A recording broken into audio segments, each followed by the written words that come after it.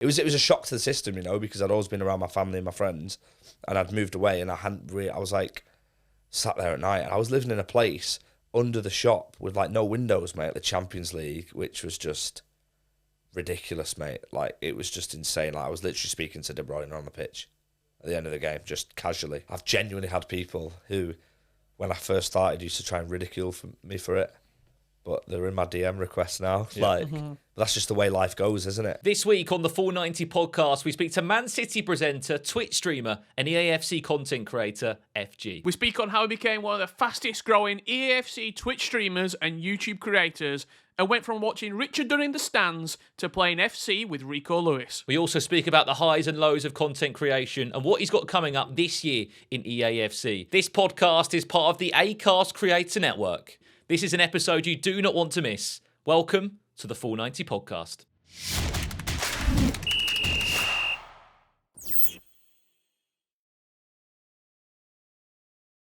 Welcome to the Full90 Podcast, and Richard, I don't know about you, but we've got a great episode today. The man who's the jack of all trades in gaming and esports and even presenting now. Yeah, absolutely. Over 700,000 social media followers. One of Man City's leading presenters on Matchday Live. And if you were to build a content creator from the ground up, it would look like this man right here, the one and only Faraz FG. Welcome to the Full90. Thank you, guys. I didn't know I had that many followers, by the way. That's pretty mad. But yeah, thank you. I'm really happy to be here. Well, welcome to the Full90 Podcast. We always kick off with a pre-match drink, all right, ahead of the 90 minutes. We've brought your drink if you want to grab it for us. Absolutely. Some would say this is the typical sort of streamer juice, maybe. You know what it is, right, with a can of Coke? You can't go wrong with it. So, literally, before I'm working, I'll always have the sugar. So I'm going to have a bit now, So are you full sugar Coca-Cola man? Oh, absolutely, yeah. You either go hard or you go home, right? I'm not going to have Coke Zero. There's no need for that. So thank you, guys. What are you going for this week? I mean, it was a nice coffee last week. Yep. It's getting cold now in winter, so it's the same coffee, the same substance, but just hot. So it's an Americano for me. What do I dare to ask what you've gone from? Is it something orange this week or not? It's not. I've gone for something a little bit different, a little bit left field. We've stepped into November, and we've stepped into a little bit of Volvic touch of fruit strawberry flavour. You know what? That's not bad, It's not bad. I feel like a juice would have been better, though. That's someone that just doesn't... I know people that drink that just can't drink normal water. I can drink normal water, but sometimes I like to flavour it up a little bit here on the Full90. So I've gone for a little strawberry number. Well, Faraz, thank you so much for joining us. Thank you for having me. In season 1 of the podcast, we really wanted to get you on. There's a lot happening this year with FC24. We always start this podcast, I guess as many podcasts do, like where did Faraz grow up and what's the backstory of FG as you sort of build up to where you got to today? So obviously I grew up, I was actually born in Leicester, but I grew up in Manchester, so I moved there straight away. My dad was in the police. My mum was a teacher. I was just a normal kid. When you look back at my childhood, I didn't do anything special. Apart from try and play Sunday League, I was horrendous. Played a bit of tennis, was okay. And that's it really, just a normal guy. Went out on a Friday night in my local area with my mates to I think as exciting as it got was like a Tesco on a Friday night getting sweets. And we played FIFA back in the day. Like just genuinely just nothing special. It was just me growing up. Man City, we're going to get to Man City probably towards the second half because stay tuned. Foden, Grealish, Haaland, he's met them all. He's played FIFA with most of them as well. But your love for Man City, did that come from a father or has it always been a family tradition? It was from my dad. So like growing up, all I can ever remember is my dad making me go to watch football. And there was a point where I think this is a weird memory. We played Everton at home. Tim Cahill scored his first ever goal in English football and ended up getting sent off. We lost 1-0 and I told my dad I don't want to go to the games anymore because we're just rubbish. And like I used to get laughed at in school by all my mates and my dad was like, no, one day he'll be worth it. One day we'll win something or you'll have good memories. And, growing up as a City fan, it was probably the best time of my life because going to football then, you didn't really expect much. And as I grew older, I've made friends for life from going to football for years and years, getting a point away from home was class, scoring a goal at some points under Stuart Pearce was class. But yeah, shout out to my dad, mate. He's the reason. He got me a season ticket so young and he paid for all of my away games when I was a kid and stuff. And Yeah, I owe it all to him. So you were probably a little bit. Were you too late for Main Road? Yeah, so like I went to Main Road once, but I was too young. Like I can't remember. So your anything. dad were in the heyday. Yeah. Main Oh, Road. mate, my dad's got stories for. He's been a fan for 65 years, so he's got. Would you say that was like an area of your life where you probably got to spend the most time with your dad as well? at Yeah, football? absolutely. Because my dad worked away, so my dad was actually in London in the police, and we were in Manchester. But every weekend we would go to the football, and we've luckily enough for both of us, we've kept it that way. Even though I work at football, I'll always be with my dad at games as well. So definitely that made us closer 100% throughout my childhood, yeah. The content creator that we see today, the FG that is world renowned, where did that come from? Because you were quite late coming into the content game. Before content creation, what was sort of, how were you getting by? What were the Well, job like? Yeah, I worked at Nando's Okay. for the majority of my time. I worked at Spud You Like. Don't want to talk about that. Got sacked. Long story. Spud You Like, most popular combo on the jacket potato. It was cheese and beans, and somebody asked me to do it the other way around, and I said no, and I was on my probation, and then that was it. So yeah. someone asked for beans and cheese. Genuinely, that was it. I also wore a suit to a Sports Direct interview to try and get that. Didn't get that. Ended up getting a job at Nando's because of a friend called Josh. Shout out to Josh, by the way. He got me a trial shift, mate. And a trial shift is essentially you have 3 hours to prove what you can do. Bro, I did everything. I cleaned every table I could. I was brushing like nothing on the floor trying to get this job because I had no money. So I needed it to like get the job. It was weekly pay and like, yeah, just like any other kid. Working at Nando's, getting paid on Thursday, spending FIFA points on Friday. Skin on Wednesday. How old were you in those Nando's days? I was 17, and I was there 5 years. So it was part-time throughout what I was doing. And just before I give it to you, Rich, go to Nando's order at this point? Oh, mate, it's still the same, you know. It's a medium chicken wrap, no lettuce, peri chips and rice with a peronaise. Peronaise is the game changer. Peronaise is none of that garlic peronaise that they bought out now, the old school peronaise. While we're on this, your order, Nando's? My order is a shambles. My order, if I'm feeling, I call it a naughty order. I'll go into it, or a healthy order. Healthy order is just like a chicken butterfly with some rice and some broccoli. The naughty order, 4 thighs, chips, garlic bread. Peri chips, right? Yeah, of course. Yeah. And then a double chicken wrap as well on another plate with a corn and some cold slaw as well. And then, of course, a peronaise in there. That's a ridiculous order. That is a massive order, that is. I wish I could look like you. And then we move to Richard's order, which is the most driest order I've ever seen. So for about 2 years going to Nando's, I didn't really like the sauces. So I just used to go plainish. Now I've stepped up. Chicken butterfly, Okay. lemon and herb, Okay. 2 sides, Yeah. garlic bread, and creamy mash. No chips. No chips.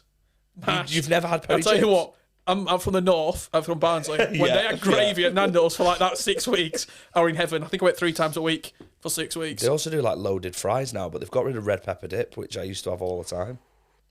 Red pepper dip used to be lovely. I do like a Nando's. Sorry, just for the context for the listener, what year when you were at Nando's? What were we talking? Sort of. You know how I can't remember the exact year, but what I can remember is our meals on our breaks was £10, and you used to get like a wrap with 2 sides for that price, and it's Wow. not that price anymore. It's So about it was 17 quid, it was a yeah. long time ago. So it was uni days. So like just before I'd started uni, when I was at college as well. Okay. And honestly, mate, it was great. It was so much fun. I met so many cool people there, And from not giving it away to the viewers, but from knowing you personally, like sort of around that time of uni, you sort of became a little bit of a hustler in some ways. Like, you know, you had Yeah. little businesses going on, and Yeah. And what changed from going to Nando's was to then creating these little small ventures that you made into massive ventures. Bro, it got to the point where I couldn't even afford a ticket for the football because I was spent like, you get paid weekly at Nando's and it's decent because it gets you by, but it's a graft. You have to get like your day, is it a day ride or a weekly pass for the bus I used to get? That would be like a cost. Then, you know, I'd probably end up getting like cheeky Mackies or something like in the food court when you're there. And then I was like, mate, I want to start like actually doing something better. So I had all these ideas. I don't know if we want to go into it now. Yeah, go for Yeah, it. so like I had all these ideas was to start my own clothing company with one of my mates, and I was like sketching stuff, drawing stuff, didn't have a clue about it. Started like learning about it when I was at Nando's and tried to save up. I saved 50 quid a week, which wasn't a lot, but it took me like a year, and then we had enough to buy hoodies, which my mates bought. So I think the first order was like 15 hoodies with like a logo on. and my mates all bought them. It was literally 15. I think I sold 13 of them, and I think my dad bought 2 of them, like genuinely, but he pretended he didn't. So I was like, all right, fair enough, and I've got more money, so we'll buy more. And it was literally just like buying and selling. Like, that's literally all it was. I didn't think anything of it, but that then became something that I wanted to do full time. So just before lockdown, I started that as a full-time venture. Had like loads of footballers wearing it. Like I think it was like Trent wore it at the World Cup, which was insane. Loads of Leeds United players wore it, which was class. Like I had like Foot Asylum and stuff like speak to us about potentially going in the stores, and it was class. And then I opened like a pop-up store in London, which was the biggest thing I've ever done. Moved to London. It was like a 3-month pop-up, which was with somebody from Korea. Then lockdown happened. And that's when life went from back to the bottom, mate. And that bit about being in London, you told me a couple of stories from there. Like, what was that time in London like? One, it was probably very expensive. But two, you must have been non-stop. Mate, it was so expensive. I didn't have any time to myself. I didn't get to see anyone. But it was ruthless, like, but it was what I wanted to do. But so there was sacrifices I had to take. But yeah, London life ain't for me, mate. Like, not being able to drive and stuff like that, not being able to have your freedom. It's just not really. It was a shock to the system, you know, because I'd always been around my family and my friends, and I'd moved away, and I was like sat there at night, and I think like I had the PlayStation still, and I was still in a party with my mates, but I was living in a place under the shop with like no windows, mate. Like there was a window, but it was showing out to a patio, which was like probably the distance between me and the back wall. Mate, it was so depressing. Massive garden.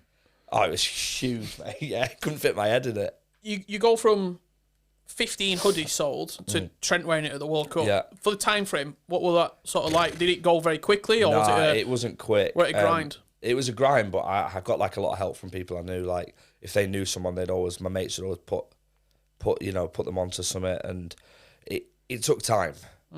And even to this day, it's sort of a bit like, did I really? Like I'm looking at what I'm doing now, and I think I've got like a clear method of where I want to be.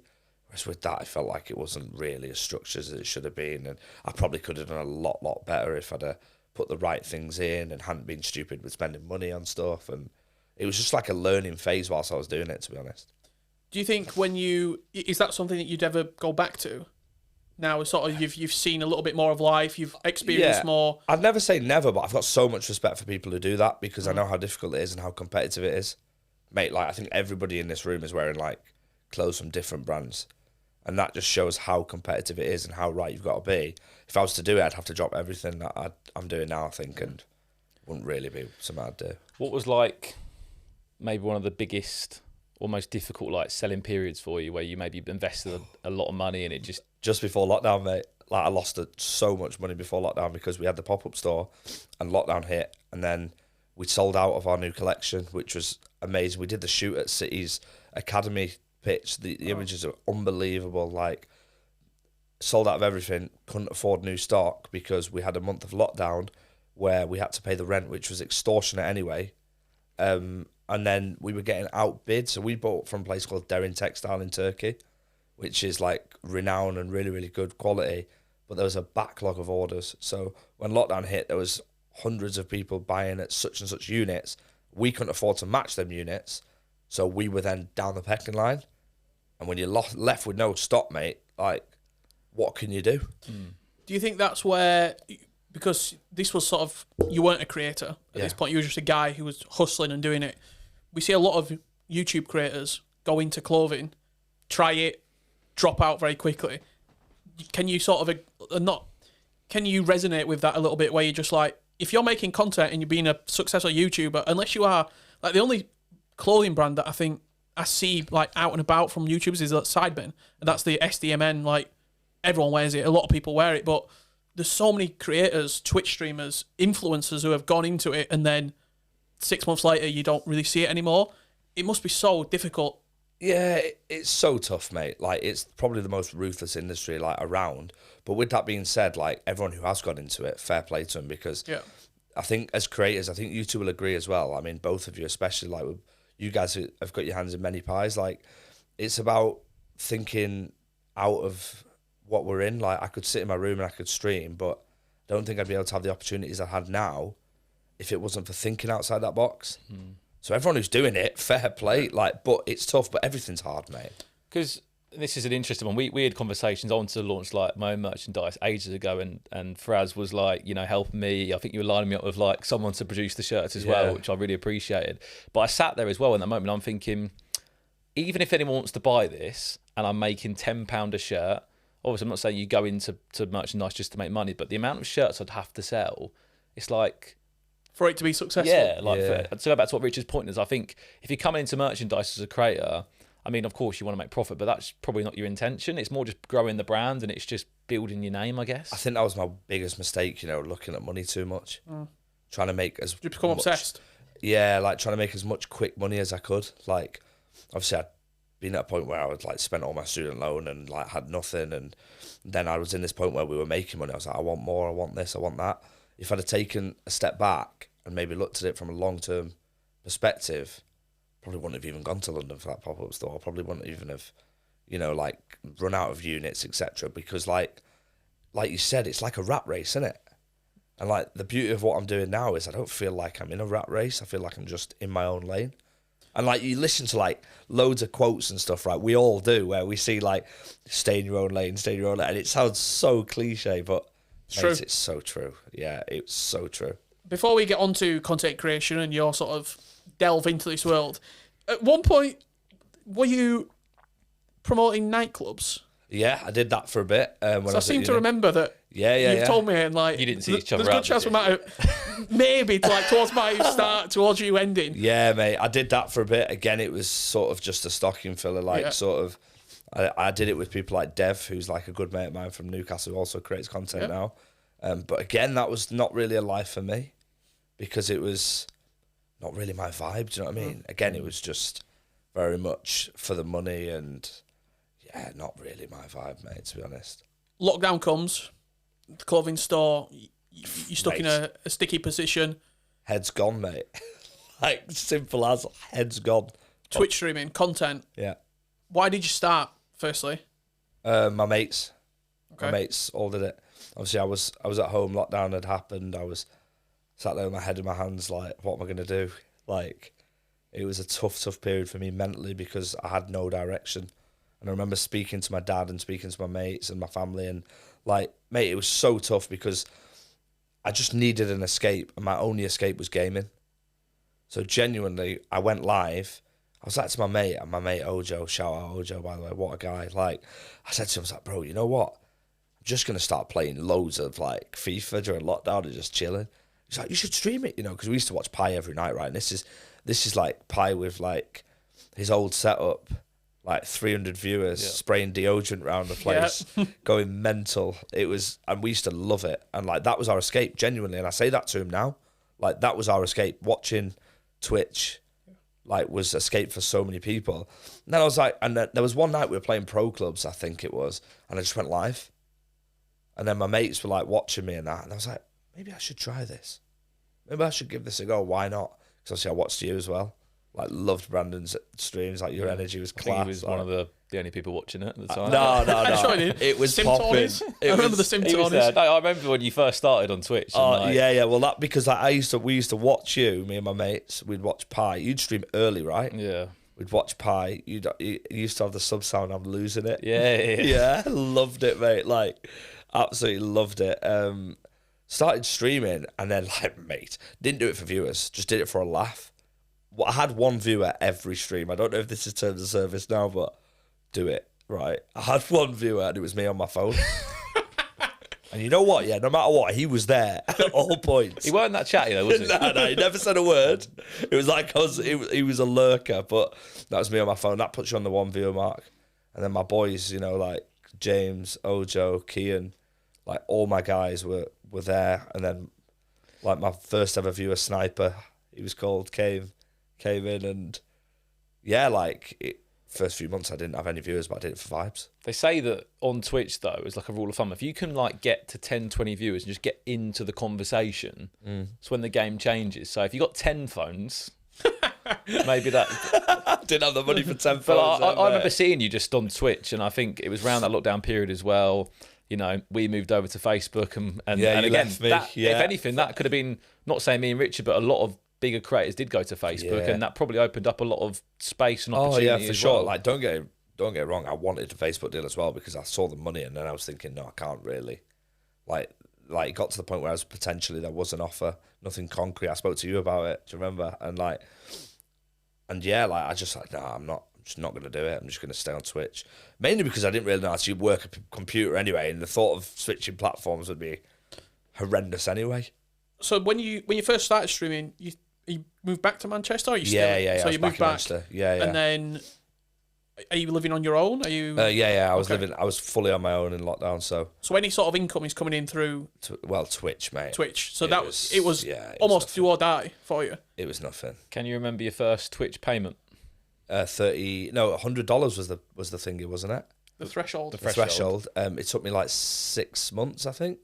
Wow. It was like 6 months. I got $147, I think. But there was a thing called Onyx, and you Game put it. changer. You put that on to me, right? Because that was like you play a game and you get a free sub. Golf, got wasn't some it? decent cash out. It was like this app for those that didn't know, or unfortunately it doesn't exist anymore. But basically, your viewers could literally just go on mobile apps, couldn't they? Every stream, and you'd earn like 5-10 cents. But if you get 50 to 100 people to every single stream, and you'd get people that would grind the app to get a free sub. Did you ever grind it yourself? Unfortunately, not. I did.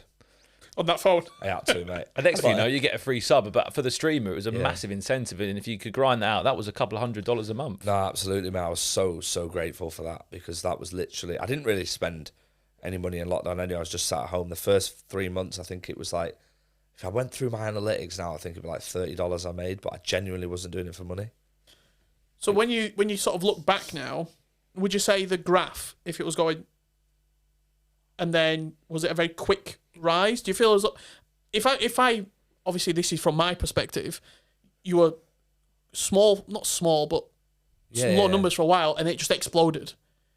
Do you think that was the case? Was it sort of what did you do to help push this forward? Was it just being consistent, grinding? Was it trying to collaborate with different streamers and talk to people and making sure that you are present every night? I streamed every day, so I was there no matter what, but I had nothing else to do. Okay. So that was like literally 6 times out of 7 a week I streamed. So I was there every night, and to be honest, like I think the changing point, and I always say this, is when I got raided by Frog.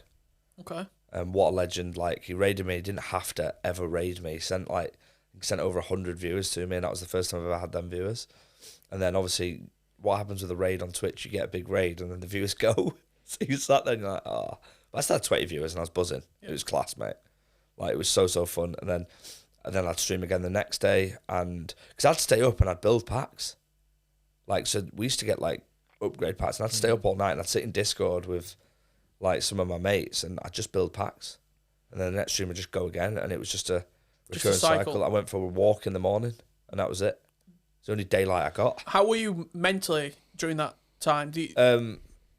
If I wasn't streaming, I think I would have been like in a bad place. Yeah, like streaming was the best thing for me. I would wake up, go for a walk, and then I'd come home and I'd be buzzing to stream, and like that was it. Like that was every day I was getting up and I was wanting to stream, and like don't get me wrong, I was missing my family. I hadn't seen like a lot of my friends and family for ages, but the stream genuinely helped, and it felt like it's a weird platform, Twitch, because it felt like I made a lot of really good friends through there. Like my people that I'm closest to, like you guys as well, like is like from lockdown and stuff. Like a lot of the people I spend a lot of time with now are the guys that we sat in Discord calls till like 3 a.m. Like we were watching like random videos on YouTube. I think me and Adam B were watching like fights at 4 a.m. or something. Just it was a tough time for everyone, but it was a good time for us. I think one thing that you did as well that I picked up on from the outside is you put so much grind in, but then you're also like so supportive to other streamers as well. Yeah. Like I know you've got a lot of love for Pi regardless, but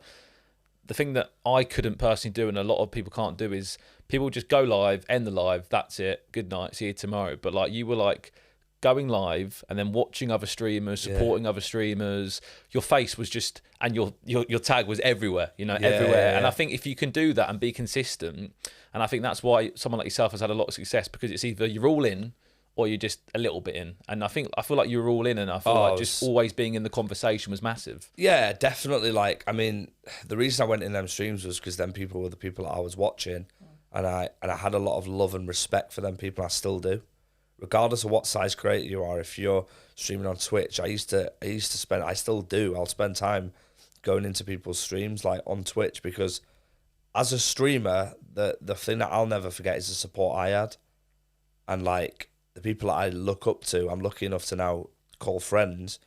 But a reason for me being in their streams was because I genuinely enjoyed them. And there's no better feeling than a streamer seeing another streamer come in your stream and big you up, because that's respect from someone you're doing work with. Yeah. And streaming doesn't feel like it's a rat race. Like, I don't know how it feels for you guys, but for me, it just feels like we're just all a few lads having fun. I agree. I think there is competition in certain games. Yeah. I feel as though with formerly FIFA, EAFC, especially in sort of the English-speaking streamers, I can't comment on the others because I don't necessarily watch, but it feels as though everyone's really supportive, from Castro, Bateson, Danny, people like that all the way at the top. It cycles all the way down through yourself, through Andy, different platforms, different streamers. Like, it is, not to sound like cheesy, but it does feel like everyone's sort of under the same bubble, like as a family almost. Mate, I've watched Bateson for years, right? And let me tell you something about Bateson. That man has supported me more than probably anyone ever. Like, with the case of, I know he sleeps at like 9 o'clock because he's an old man, which I always say to him. But I text him at midnight and I'd be like, with a problem, and no matter what happens, Bateson helps me out. AJ3 gave me a huge opportunity going on Squad Builder Showdown, which is a series I've always watched. People like Capgun Tom, Jack54, they did the same.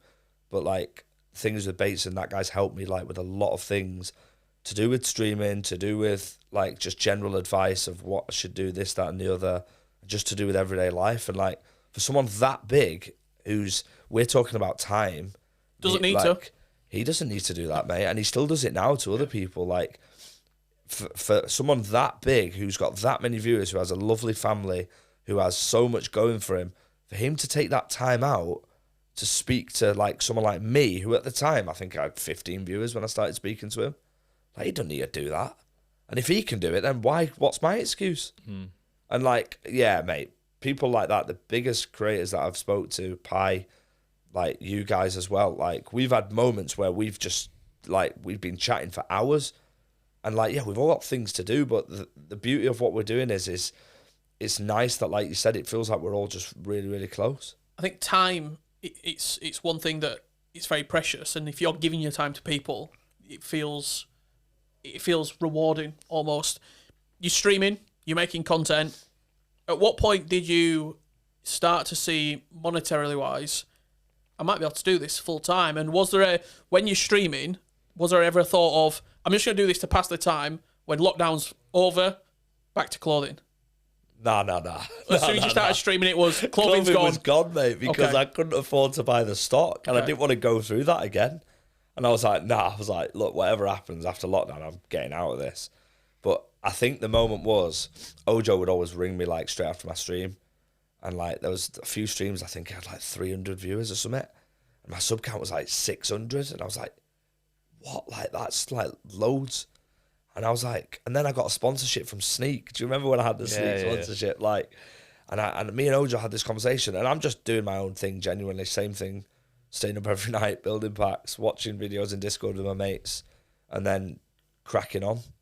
And like, we had this conversation. He was like, mate, I think you could genuinely do this full time. I was like, oh mate, come on, like, what are you on about? And then I was looking at it, and then I spoke to my dad about it like the next week, and I was like, wow, maybe I actually could do this. So then what are the next steps here? Like, and then I started to treat it properly. Then I got like Josh Band involved. I won a Twitter giveaway, and he gave me like a full artwork package. It was class. But then I was in a position where I could pay him. Yep. So then I started started TikTok, and like, you know, like Instagram and like really focused. And then it was like the second phase of lockdown where I treated it properly. And then, yeah, like that's where I got to. But it was that moment, I think, where I had that conversation with my mates, and I was like, wow, maybe I actually could. Quite a deep question, but I'm gonna go there. When you've said you're big fans of creators, Yeah.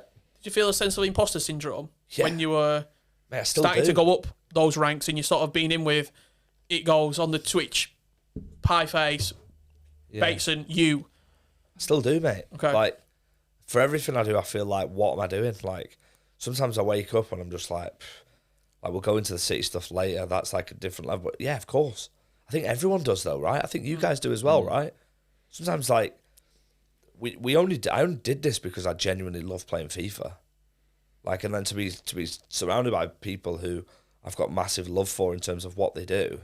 Yeah, mate. I remember being on Squad Builder Showdown or even Team Takedown for the first time. I think stared into my screen after, albeit I probably lost. But yeah, 100% I feel it, mate. 100%. When would you say, what year was the sort of the viewership, like the big change of like just consistency and sort of, I would say just being in that group of core FIFA or EAFC streamers? In terms of what? In terms of like my numbers and... Yeah, your numbers, I guess subscriptions, monetary. Yeah, like, I mean, it got to a point towards the end of lockdown where I had like a high sub count, which was like over 1,000. And then obviously I'd been sponsored by Sneak, which was good. And then Boohoo Man as well, which shout out to them. They gave me they didn't have to sponsor me. Like, they didn't have to do that. And then obviously my agency came in, Ollie, and they didn't have to help me out with that. But it was the moment where I think Man City sent me like the kits and stuff like that with Foot FG, which is my old name, on the back. That was when I was like, wow, hang on a minute. Like, it's pretty mad how like my football club are starting to want to do stuff with me. And it was at that moment where I wouldn't say like I felt a part of like the FIFA thing. It was more so for myself that I was like, wow, I genuinely believe I can do this. But then it was about explaining it to my mum and dad. Like, my dad had a rough idea, but my mum was like, what? Like, you're playing video games? What? You're smashing your controller in your bedroom? What? It's such a different world of opportunities now, though, isn't it? You know, for kids coming through that, Yeah. It's the most popular like answer, a YouTuber or a streamer and stuff. But to try and explain it to your parents, but more importantly, to get that back in as well is amazing. Oh, mate, my mum and dad have been amazing. My friends and family have been amazing. Don't get me wrong, like, I've genuinely had people who, when I first started, used to try and ridicule me for it.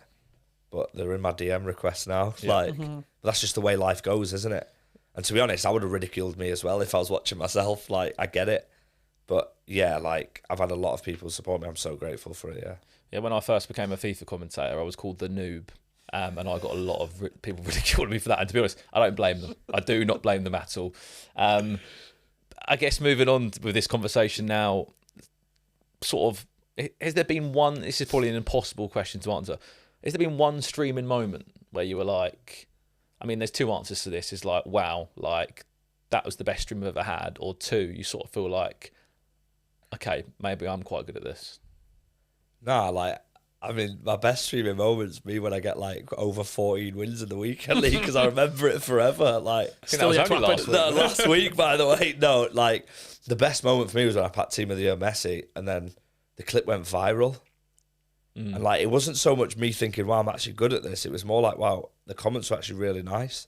And I was bad at like reading comments. I'm bad at that. I don't know about you guys. Still do it now? Nah, not anymore. Okay. But, well, that's a lie, actually. Yeah, I do it on certain things. But, like, I was bad, mate. Like, I got a lot of grief as well. A lot of grief. Because, like, obviously, imagine a guy with no setup, a bed in the background, like, a camera that costs £22 on Amazon. I'm pretty sure you used to like smash eggs on your head as well. Yeah. Smash eggs on there for 10 subs, yeah. Absolutely. Is that coming back anytime soon? No. But I am super grateful to everyone who supported me through that because them guys are genuinely my friends now. Like, all my mods, like, we're all mates. Yeah. Like, it's ridiculous, like, what Twitch has done. It's just, like, genuinely my friends, like, from Ireland, from America, from Canada.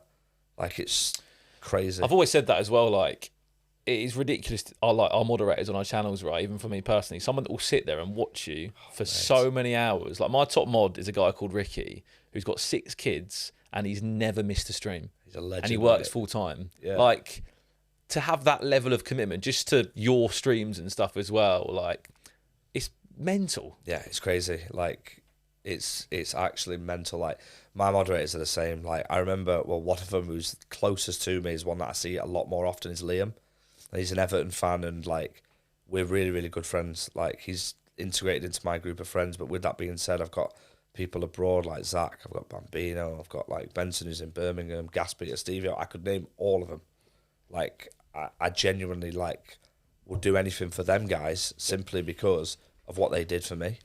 Like, watching a stream for that long's mad. Like, but being interactive in that stream, timing out, like, people and stuff, it's just crazy. You're a full-time content creator now. How hard is it for people maybe who are watching this who say that content's easy? Being a YouTuber, being a streamer's easy.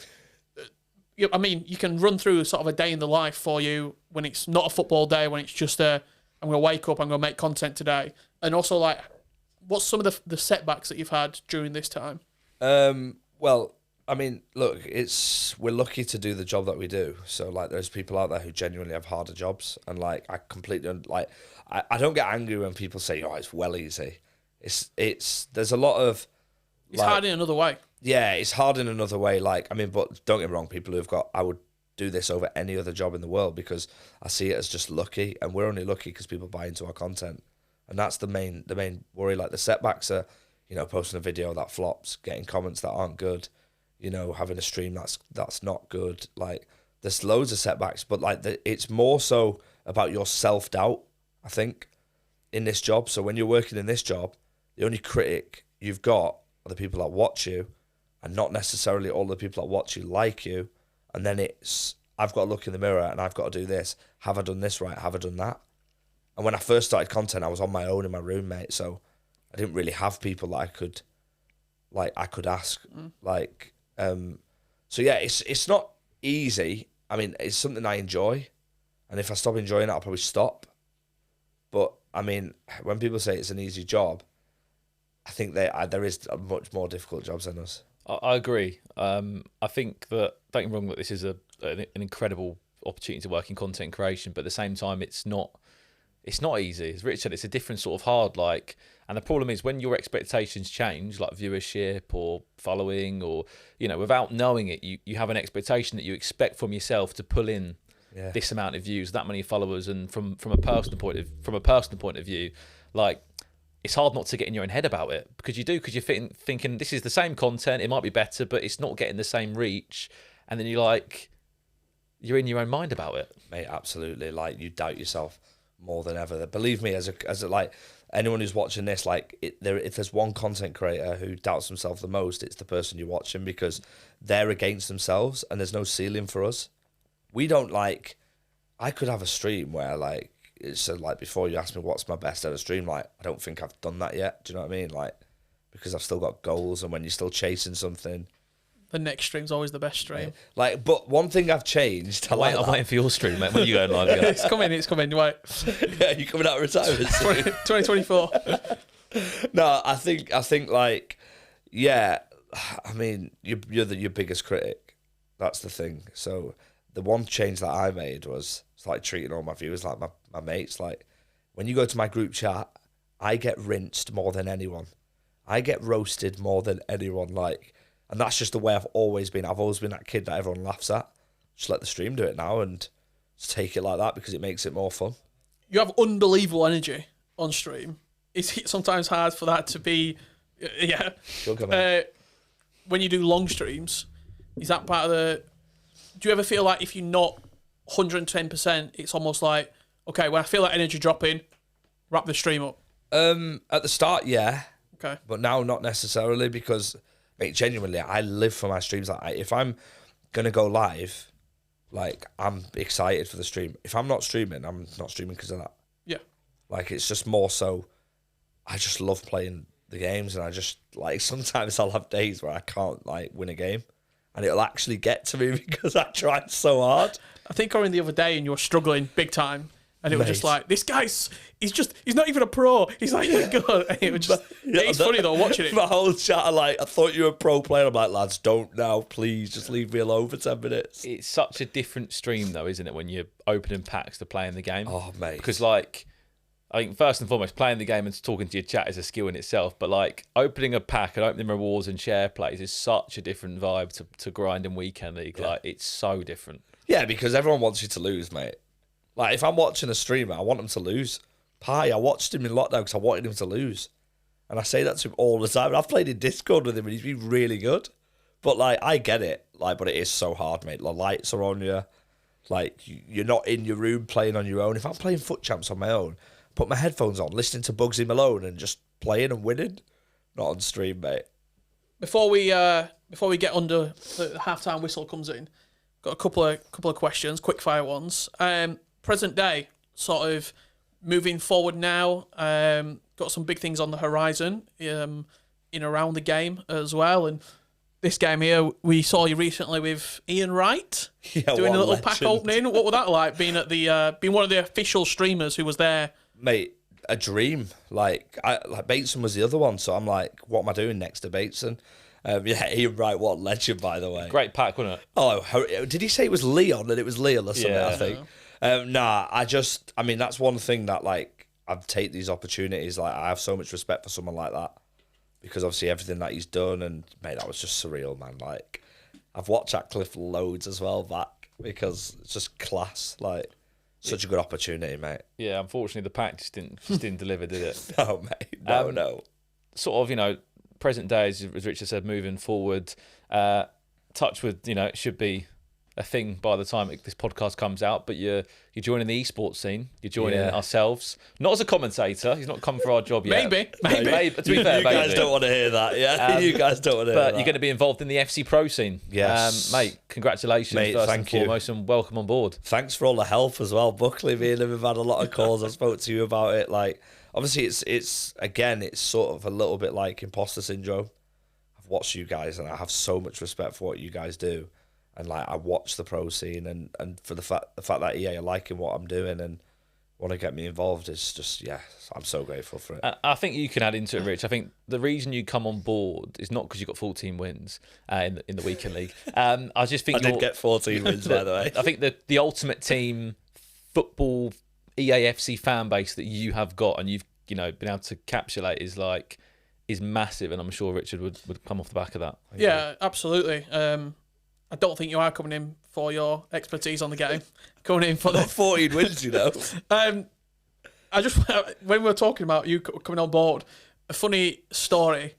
We did a broadcast not too long ago. I think it were the three of us, and it went on for a long Mate. time. I didn't think we'd ever work together again. You know, when I spoke to you guys about it, we'll have to give them context, right? Imagine, it was lockdown, wasn't it? Yeah. Yes. So this was like a broadcast. We won't say who it was for, of course, but it was long. Well, long. I was starving, and it was long. And I remember he was calling us. He was saying, "What's it going to be like? It was your first esports show." We've done it probably like 4 hours. I think it might have gone 9. Nah, it was a good 9, because I remember I'd run out of crisps.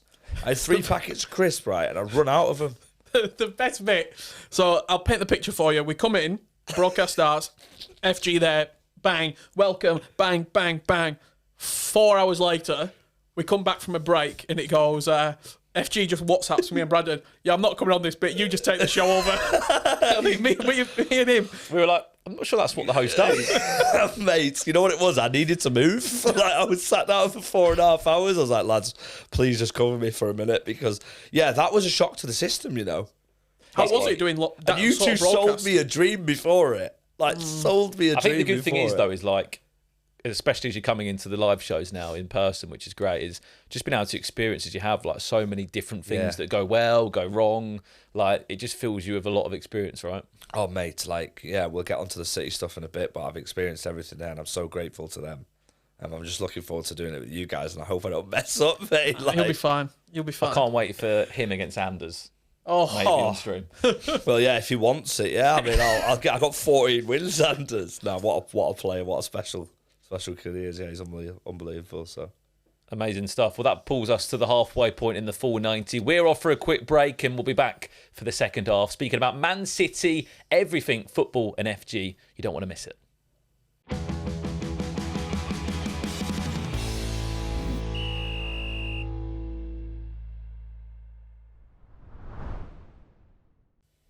It's another week. It's another Full 90 quiz, 90 seconds, asking questions about our guests. This week, the one and only FG. Brandon, you've got the questions ready. I've got the timer. 3, 2, 1, go. How many Twitter followers do you have? Oh my God, 92,000? No, 98.8. Oh, okay. How many YouTube videos have you uploaded to your channel? 250. 343. I don't know any of this. Your most viewed video has another FIFA EAFC creator alongside it. Who is it? Danny Aarons. Correct. First point on the board. How many views does that video have? Oh, you've got no... 290,000. 283. Oh, that's good. Oh, coming up round it up. On the video, real life football challenges, but the loser does the forfeit. Who did you have to discard? Ruben Diaz? Team of the season, Foden. Okay, brilliant. Yeah. How many FIFA 23 Man City Team of the Season players were there? As in, like, nominees as well? No, just team of the season players. Diaz, Cancelo, De Bruyne. Team of the season. Oh, team of the season? Team of the season. 6. 5.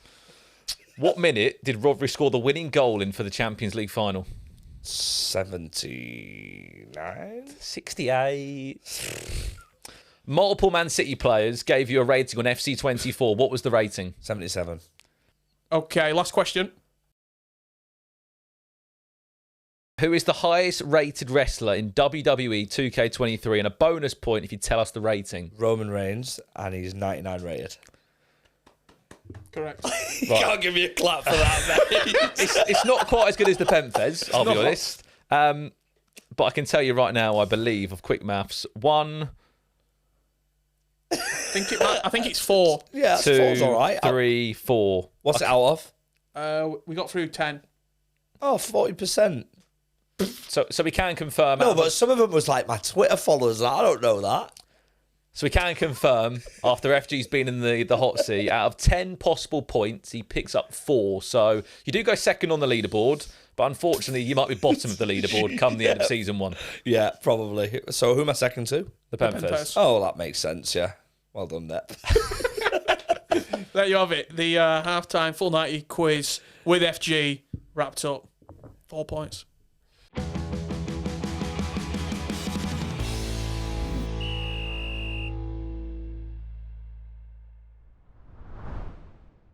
It's time to kick off our second half with the man in the hot seat, FG. We've done pre-match drinks at the start of the pod. The halfway point through, it's all about the halftime snack. Mm-hmm. I mean, we've gone out and we've bought you what you wanted. Producer Dave will throw it in. Thank you, Dave. Talk us through. You've gone from Coca-Cola to Walker Sensations. Mate, if you want a snack, right, you're getting crisps, right? And these are the best crisps that exist. They're unbelievable. And what do you say to people that say they're too hot? I feel like that's something Buckley will do, mate. He gets played at Nando's. Like I feel like Buckley. I'm not great with spice. I'm not great. Mate, come on, they're not too spicy. A little bit hot on the tongue. Right, No way. Rich, producer Dave will throw yours in. Thank you, Dave. What have we gone for? Just gone for a Twix. You know, standard caramel chocolate biscuit. Does a job. Last but not least, What's actually going to get? grenade bar. Thoughts? You know, protein bar. Yeah, but that's why you look like that. It's now, more of like this. a chocolate bar, though. That's why I look like this. I mean, I would prefer just white chocolate. I think. I mean, it's unbelievable. Half-time snacks are locked in. It's on the floor now. Forget about that. Producer Dave is always coming in with the goods. Thank you, Dave. Thanks, mate. Dave. Kicking off the second half of the podcast, I feel like we sort of ended on esports. We spoke about FC24, you being involved in the FC Pro scene. You are part of Man City esports. I remember you first got involved with the Premier League, where we worked together on a few bits and bobs there.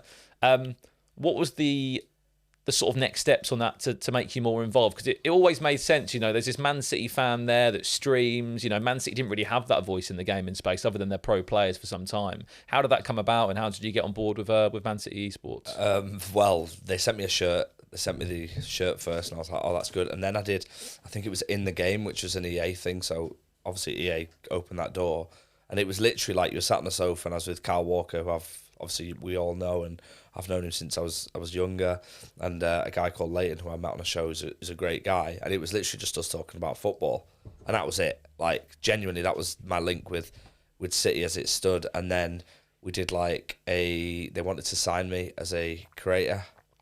I did like a photo shoot there. I was so gassed, mate. Like didn't have a clue what it meant, but it was an unreal opportunity, and then yeah, it just sort of just went from there. Really, there's a guy at City called Will, who I owe my life to. I feel like Cameraman, am I right as well? Yeah. Cameraman, producer, part-time agent. Like he's literally genuine out of everything to that guy. So I think before we go on to your journey and talking to Foden and playing FIFA with Grealish and FC with Haaland, in regards to Man City as an esports team as well, I think they are so well run. They're so professional in their approach. We've had many of tournaments with them. First year of the Premier League, proper event, got us in, sit down at the stadium. I think it were in the Legends Suite. Just so incredible, and it's almost you expect it because what you see on the pitch, but it does always relate to a football club and an esports team and an arm of that club. But yeah, just the way that they run and the way that they operate, and I mean, I'm sure we can speak on it now. The new additions to the FC team, Tex Matthias Bonanno, Edu, the coach as well. What moves? Yeah, massive. Like going off what you said, I think that was the thing that was eye-opening for me when I stepped into it. And I thought, wow, I'm working with Man City. It's a dream for me. What I actually understood was that everybody who sat in the room with the esports, we've all got the same goals. Like, we want to be the best. And I think that signing has proved they're both incredible players. They're both incredible people. Edu's a great coach. Teach me soon, mate. But obviously, we come off the back of Ryan and Shells as well. Yeah. Two great guys. Two great guys, two of my best mates, and people that I've got so much time for, and I always will. Successful as well. I think as well that speaks a lot about Man City too, because we know how FIFA esports at the time can go up and down. There was times where they were fantastic and Premier League champions, and there was seasons where it was more difficult for both Ryan and Shells. But City, stuck with them. They did. They were very consistent with them. They were loyal. We rarely ever see that level of loyalty in competitive FIFA, EAFC esports of contracts that go longer than a year, and Man City did that. And just look at the Premier League in terms of clubs that are invested in an esports space. When we look at Spain and when we look at the Netherlands, we look at Germany, we are a long way away. Yeah. And for the fact that Man City have always just been involved in the conversation, and this year they've gone even bigger into the conversation too, is just incredible. Yeah, it's massive. Everything's just, mate, look at what they've done with me. I was unknown, and they've given me an opportunity to host stuff with them and to do things with them. They don't have to do that. They're Man City. Regardless, they're the treble winners. They've won title after title. They can get whoever they want to host for them. But the fact that it stuck with me is just a testimony to them, and it makes you genuinely love the club more. And it's the club I love, but it's made me love the club more. So you're involved in the esports sort of structure. Yeah. When did it cross over to the real pitch? What was that transition? Because you're still involved with the esports team and you're still ingrained in that as a content creator, but now you are one of the leading presenters for Man City. Time frame wise, and how did that happen? I actually did. The first thing I ever did with players was again through EA, which I think Will put me through to, and that was the player ratings video with Haaland when he'd first signed, Ake, Cole Palmer, who's at Chelsea now. It's been FIFA 23? Yes. Last year. And Grealish, yeah. And that was the first one I did, and that was massive, really good opportunity. And obviously I love FIFA, so I took it. I tried. I was really nervous. My voice was... How do you deal with compose yourself in that situation? Oh, no, the first 20 seconds was the worst thing I've ever done. I was stuttering, had to re-record it, it was horrendous. And then, it was... Mate, I've never been in a studio environment before. Never had cameras on me like that. I'd only just been in my bedroom, so let alone have Erling Haaland come in and Grealish and Ake and stuff like that. But as I got into it, I just tried to stamp myself on it, try and make it fun. I'm speaking to my mates like I always do. So anyway, I did that EA shoot, and then the live team is a guy called, well, there's loads of them, but the main guy's a guy called Graham Belshaw. What a legend, by the way. He's another one who's absolutely class, and then there's a group of them. But I got a call off Ollie it was 2 days before the shoot. It was pre-season. They were playing in Houston against Bayern Munich, and they needed someone to cover the studio. And I'd wanted to do it, but I didn't really think it was going to happen. So I think they had a cancellation, and Ollie was like, right, okay, they want you in the studio. I was like, yeah, I'll do it, no worries. Not realising the game was 1 a.m. UK time kickoff, and I was in a good routine where I was sleeping early, this, that, and the other. So I went back, I watched the footage of a previous match day live, studied how they did everything like that. Anyway, came to the studio, and then for the first time had an earpiece, which I'd never had before, by the way. And it was a lady called Kimbers, who is still there now. She's amazing. Like, she helped me through it. But everything went wrong that day. Like, game got called off because of the rain, like the rain. So I was in the studio with Sean Goater. Just filling time. I think at one point I was talking about the holes in Kyle Walker's socks. Just to... Are you just there thinking that the game's going to play or not? And you're just like, I'm sure the game's going to kick off soon. Other side of the world, aren't you? So you don't really... You've got an idea what's happening, but if you get told, FG, just get us some time, please. That was it. Like, yeah, but Kimbers was in my ear, and obviously I'd never met her before, and she was probably on the other end thinking, who is this geezer coming in, not having a clue where to sit, what to do. Never been in a studio before, but she was amazing. Like, and I also owe so much to her as well. And the show went through, and like, I remember putting a picture up on my Instagram of me sat on the sofa in the red and black shirt, and I just remember the amount of comments I got after it, which was really, really nice. It was just so many City fans just saying, like, never seen you before, but you're a breath of fresh air. And I was like, wow. And then my dad as well. My dad had stayed up and watched it, and he was like, that was like really, really good. I'm so happy for you. But then obviously my dad, being my dad, gave me some pointers, which I was like, thank you. And then I thought nothing of it. I was like, oh, okay, that might be it. Like, just filled in. If I get to fill in again, I'll do it. That'll be cool. And then I got given like more opportunities to do stuff later on in the season, which is in the studio in the stadium, which was unbelievable. And then, yeah, like, now they give me, like, pitchside and stuff. Which it's incredible, isn't it? Yeah, it's just, like, mate, being there on Sunday at the derby is just ridiculous. Like, what a feeling. What is it actually like, again, when you are sat and you could almost say you're mates with Foden and Grealish? Like, do you just sometimes think, what has my life become? Yeah, like, when I went on tour, they took me on pre-season tour to Asia, and it was like, that was the moment where it probably really hit home. I filmed videos of them, so I did FG versus City last year, which was another EA thing where I played them on FIFA. But for that's like, I'll play anyone at FIFA, I'll give it a go. It's FC 24 now, but it was FIFA then. And that video did really, really well, and the players, like, I think really enjoyed playing against me and stuff like that. But Still won. A few of them won, yeah, to be fair. A few of them won, but, like, yeah, I don't think... I mean, I wouldn't say I'm, like, best mates with them and mates with them, do you know what I mean? But it's nice that they obviously show me that, like, level of humility to actually... I must be doing something reasonably right. I don't want anything from them, to be honest. I just want them to win. And then, I'm a City fan at the end of the day. I just want them to win. You got the handshake recently, I saw as well, from the big dog. You did... Was it a shoot? Has that come out yet? Is that still... Maybe when this podcast is out, it probably will be out, but I'm not sure. It was something with Puma and Pep, and I got told again day before there'd been a cancellation, we'd love you to do something with Pep, and I was like... Sorry? When you say do something with Pep, like, is he going to be there? And they're like, yeah. And I was like, say no more, I will be there. So you've met Pep Guardiola. Yes. You've had chats with him. What's he like? And what's your thoughts on him? I mean... No, like, everything that I thought has been, like, magnified because he is a genius. Like, we watched, like, clips of stuff and like, he spoke through. That man is just an absolute genius. But with that being said, he's so nice, mate. Really? Like, as soon as the shoot finished, he was like, you're brilliant, mate. Nice to meet you. And then let's get a picture. Like, we'll get the pictures, this, that, and the other. And then, obviously, we play on the Sunday at Old Trafford. And I'm stood there pitchside just watching him walk past thinking... Oh, yeah, I shot with him yesterday. It's class. And he came up to me. He's like, how are you, mate? Nice to see you. Shook my hand. Bro. You're just looking around going, bro. Yeah, Pep knows me. You out for dinner next week with him? Or? Mate, if he'd have seen me come off camera and start jumping like a madman after it happened, I feel like that's just the Man City way, though, you know? As mad as it sounds, everyone internally in that club, from players to coaches... They're all, like, so normal, even though they're geniuses. Do you think that comes from him? From Pep?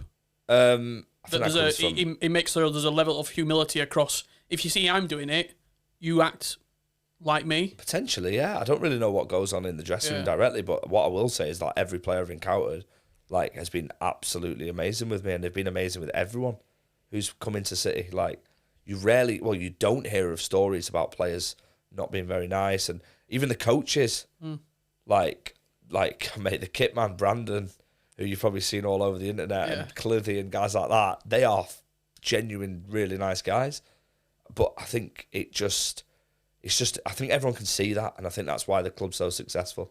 Well, let's talk about what happened recently. You had the pleasure of basically Man City players building your own FC24 Ultimate Team item in the game. You had Haaland give you a rating. Foden as well was in there. Talk me through the experience, and more importantly, let us know what rating you got at the end of the at the end of you speaking about it. I think that's, again, it's just a testimony to what City have allowed me to do. I asked Will about it. He's my go-to guy at City, and he was fine with it. He was like, yeah, we'd love to do it. Let's film that, and let's film the FG versus City thing, and we'll do it quickly. And to be honest, the players don't have to do that, Like, they don't have to come on camera and help me out like they do and make content for me. They're fully aware that I'm a fan. They are fully aware that I'm in the away end when I'm not working and stuff like that, because they can see that when we signed a new player. When I met Kovacic on tour, I was so gassed, and it was surreal. It was like they were genuinely really nice, but they were funny as well. And it's nice that they know they have that relationship with me where they can just rinse me. So Rico, of course, Foden, they rinsed me. So Sean Wright Phillips gave me minus something pace, I think. So let's go through it then. So pace, who gave you that? Well, the lowest I got was literally Sean Wright Phillips, which was minus everything. So we'll leave that out. But everyone else was reasonably nice. I think Rodri was like, Rodri was like, no, there's no way you're getting higher pace than me, and his pace was awful. And they were comparing it to theirs, so it worked quite well. Yeah. It was really good. I think the Haaland clip made me laugh when he's like, can you jump? Yeah. So you can't jump. He was like, Grealish was like, can you dribble? And I was like, took it on. He went, oh, no. I think you sprinted somewhere as well. Yeah, I nearly fell over, yeah. Tried to say I had a hamstring injury, but yeah. You've watched this club for a long time. You're working with the club. You are, I would say, integrated within Man City at this point. How was it being in Istanbul, seeing your team that you've watched all your life? Your dad's watched at Main Road, down playing against Barnsley in League One, win the treble. I mean, just talk about that firstly, and then your opportunity after the game's finished to be on the pitch. Yeah, first things first, to win the Champions League is something that I would, as a little kid, just wanted to be in the Champions League. Like the Europa League, we played Hamburg when I was growing up in the UEFA Cup and stuff, but yeah, it just shows how far the club's come. It was like goosebumps, genuinely. And I still, to this day, think about it. Not even just the Champions League, but what we achieved in 3 weeks in a row. So we had the Premier League, where the players got their trophies, and I got to interview a few of them pitchside, which was ridiculous. The FA Cup, we were pitchside again, same thing. Absolutely incredible opportunity. And then, the Champions League, which was just ridiculous, mate. It was just insane. I was literally speaking to De Bruyne on the pitch at the end of the game, just casually, just about, and obviously my dad was there as well, which was so nice. The thing is that, again, with City is, they all get it. They literally all get it. Whoever I'm working with pitchside, they get it. I want to go and watch the game with my dad. Do you mind? No, man, do your thing. Make sure you're back here 5 minutes before the end and have a great time. And then they'll be texting me during the game. And, they just, I don't think, for me, I don't know about you guys, but I'm not serious about anything. I can never be serious. And they actually embrace that. Mm. And I think EA do the same as well. They allow you to come across. Well, that's it. I don't want to work in a structure and stuff. I can't be serious. And City just get it, man. They want me to be a fan at the same time. They don't stop me from going to various games, etc. And it's, mate, Istanbul was just incredible. And I got to touch the trophy as well, which is sick. Any, great stories from that final in terms of just interactions of players you had, anything that was just... I think it was running on the pitch with Sean Wright Phillips and Steph Horton, because them two have been heroes of mine. For when I had a clothing company, I reached out to both of them. SWP aired me, but Steph actually wore the clothes. I think that was just the best moment, genuinely celebrating with them, celebrating with all the live team that were out there. It was just a special moment. It was really, really good. It was nice for Rico as well, and Nathan Ake as well, because they're just genuine, really nice people to see what they'd achieved, and it was just nice, mate. It was just really, really good. Outside of the treble, because I feel as though that's going to be your answer. Yeah. What is the best moment that you've had being a Man City fan? Were you in the stadium for the Aguero? Yeah, I was there. Yeah, Wow. I would say it was So Aguero. it probably wasn't that then. It was probably I mean, I'd probably say that's fair. It was Aguero by far. But then again, actually, the final against Stoke, I was there as well. Yeah. That was the first trophy we'd ever won in my lifetime. Toure Yeah. We'd beaten United in the semi-final. We played Stoke. That Yaya moment was up there. Albeit I was in the gods. Like, I was in the top 10 because that was the cheapest ticket. And that was a special one, but Aguero was incredible. Never had the opportunity to speak to someone who was actually there. A lot of people say they were there. Yeah. Not many were. What was that like? You go in, you're 2-1 down. I think it was Mackie. It was it Cisse as well? Cisse and Mackie scored. I remember the Lescott header that went backwards. He'd been unbelievable all season. And everything that could have gone wrong went wrong that day. And as a football fan, that's just typical City, that, by the way. Like, that was genuinely just typical City. We had it a few years before when we played Spurs at home. We had Martin Fulop in goal and Crouch scored a header. Near post header. Yeah, and like, that was like another moment where I was like, oh, mate, that's one of the worst feelings. We nearly got Champions League. We had it before when Schwarzer saved Fowler's penalty when David James went up front. I was at that game as well. And that was to get into I think it was the Intertoto Cup, UEFA Cup, whatever. Like, yeah, mate, that was just probably the worst I've ever felt in the stadium. Whilst my phone's going off and I know that my mates are all Reds. And I was like, this is the worst. Dzeko scored and I didn't even react. Because I was like, oh, it's finished, whatever. You feel like an out-of-body experience when you sat there? Yeah, it was just pure emotion. Like, I think I was sat in 1-1-1, which is like the corner next to the away section.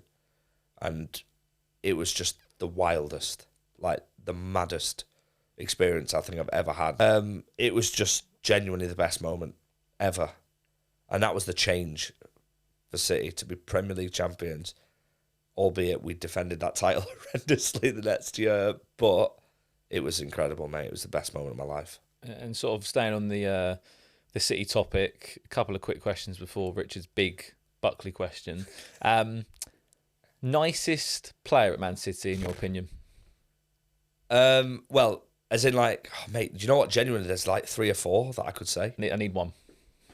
I am going to say Nathan Ake. Best at FIFA or EAFC? Oh, Phil Foden. He's good. We've seen Phil Foden. We've commentated Phil Foden play before. Yeah, he beat me in foot champs once and danced on me, and he's beaten me ever since, to be honest. So, Phil's good. Phil's really good. Nice. It's that time of the Full 90 Podcast. Buckley's big question. You're a Man City fan, through and through. Mm-hmm. You're Man City, 5-a-side. Oh, okay. To be honest, mate, the easy answer here is just to be the current side. Scott like Carson in goal. I'm going to go with the people that gave me the best memories. Yeah, I was going to say, not the people that you think the best. I'm not going to say necessarily the best. My best memories. Joe Hart's the keeper. Centre back. It's an interesting one, right? Because I'd love to say like. Don't say it. I'd love no. I'm going to say John Stones, because he's a footballer. But I was going to say like potentially maybe Dunny and Distan and Richard Dunn. Always speaks about Richard Dunn. He's got too many own goals, mate. And then I've got 3 left. In midfield, I'm going to go David Silva. And then I'm going to go Joey Barton. Okay. Yeah. Because he mate, you know what? He's not liked by City fans very much, but he gave me some really good moments just by being there, dragging us up from. Scored a wonderful goal at home. I think it was Borough, maybe. And Samaras. No, I want to go Sean Wright Phillips. I've got to put Sean Wright Phillips in this team as well. So I have to put Aguero in, mate.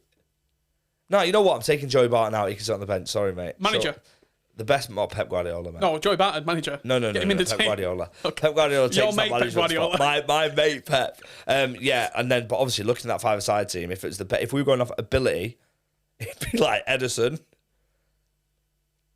Vincent Kompany, David Silva, Kevin De Bruyne, Sergio Aguero. That'd be my team. Then there's no Yaya, mate. We're so good.